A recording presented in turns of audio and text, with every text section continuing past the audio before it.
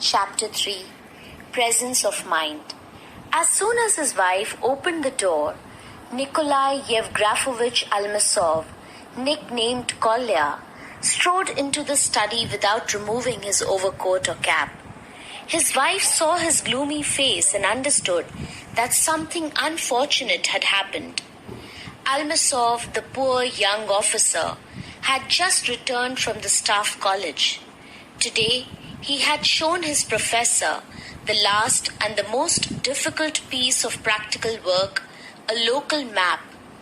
Until now, his examination had gone well, but only his wife knew the work he had to do.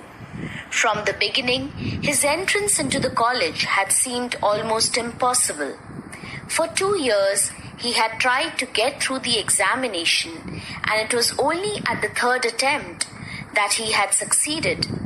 Without his wife, he would never have found enough energy and would have given up. But Vera helped to keep his spirits high.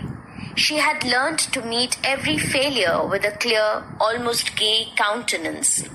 She had gone without any luxuries in order to surround him with the modest comfort which was necessary for a man who was doing brain work. She copied his papers, drew his plan, read for him, and was generally of great help. Kolya, was your work unsatisfactory? He shrugged his shoulders and made no reply. Kolya, have they rejected your map? Please tell me, we can talk things over. Almasov turned to his wife and began in a heated, irritated manner that people use when they feel that injustice has been done to them. Well, if you wish to know, they rejected it. Angrily, he kicked the case containing the plans. All this rubbish may be thrown into the fire now. This is the end of college for me. In a month, I shall be back in the regiment and in disgrace too. All because of that cursed Spot. What Spot, Kolya? I don't understand. Vera sat down on the arm of his chair. What Spot? She repeated softly. Oh, an ordinary spot of green. You know how I worked until 3 o'clock last night to get the map finished? The plan is well drawn and colored. They all say that. Well, as I was sitting last night, completely exhausted, my hand trembled and I made a spot on it. Such a thick spot. I tried to rub it off and made it worse. I sat thinking and wondering what to do, and then I thought I would draw a clump of bushes over the spot. It looked very fine when it was done.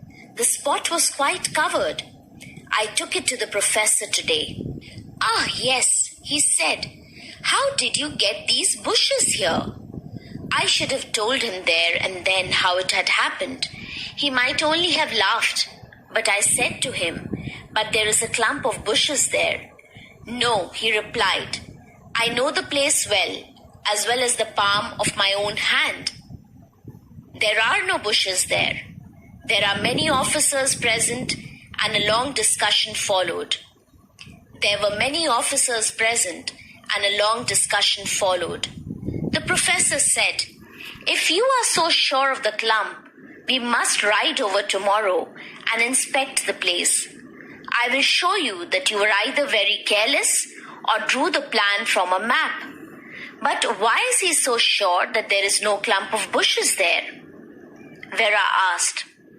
Because for 20 years he has known that place better than his own bedroom, and because he knows his subject better than anyone else in the world.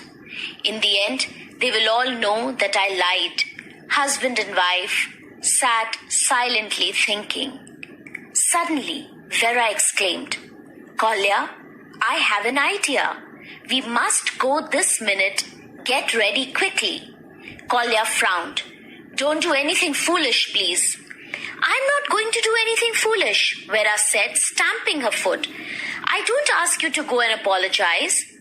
But if those stupid bushes are to be there, we must go and plant some at once. Plant? Bushes? Almasov opened his eyes wide. Yes, plant them. If you told a lie, we must put it right. Get ready quickly. Give me my coat and my umbrella. While he was getting these things, Vera was quickly opening all the drawers of the tables, pulling out baskets and boxes and emptying them on the floor. Earrings, only rubbish. They won't give anything for them. And this ring with its expensive stone, we must get it back again somehow. In 5 minutes, all her treasures were gathered together in her bag. Come along, she said with a last look around. But it's getting dark, Almasov protested, and it's 5 miles away, and in any case, it won't work. Nonsense, come along. They went first to the pawnbroker's. He was accustomed to the sight of misfortune and examined their things calmly and for so long that Vera began to lose patience. He offered her 3 rubles for the diamond in her ring. It is a real stone, Vera protested. It is worth 37 rubles at least. The man closed his eyes with a look of weary indifference.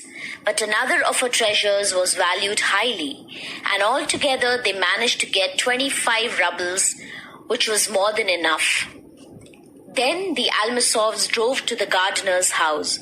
He had just sat down to supper with his family and was not too pleased when the 2 visitors arrived with their mysterious request. "I'm sorry," he said, "but I can't send laborers out so late at night and so far. If tomorrow will do, then I am at your service." There was only one thing to do, and that was to tell the gardener the whole story about the unlucky spot. At first, he listened without much interest, but when Vera reached the point when she had thought to plant the bushes, he took more notice and smiled. "Well, there is nothing else to be done," he said when she had finished. "What kind of bushes do you want to plant?" They decided on a clump of lilac. Almasov tried to persuade Vera to return home, but she was determined to accompany him. She only went home when she was quite sure that the new bushes could not be distinguished from the rest. On the following day, Vera could not sit at home and went out to meet her husband. When he was still some way off, she noticed his vigorous walk and knew that the story of the bush had ended happily. In fact, although Almasov was covered with dust and overcome with fatigue, his face shone with victory. "It was fine," he called out in answer to his wife's anxious look. "We got to the clump of bushes and the professor looked and even tore a leaf off and bit it. 'What kind of plant is this?' he asked. 'I don't know, Your Excellency,' I said. Then he turned to me and extended his hand. 'I am sorry, Ensign.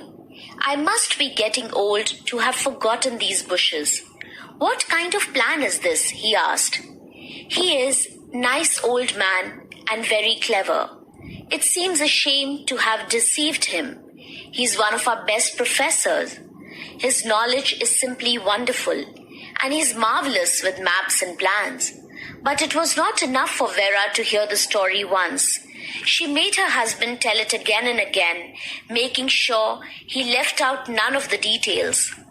Almasov had never dined with such appetite as on that day. After dinner, when Vera went into her husband's study with a glass of tea, husband and wife burst out laughing at the same time and looked at each other. "Why are you laughing?" Vera asked. "And why are you? Tell me first, and I'll tell you afterwards." "Oh, it was only nonsense. I was thinking about the lilac bush. And you?" "I too was thinking of the little bush. Lilac will always be my favorite flower now." Chapter 3. Presents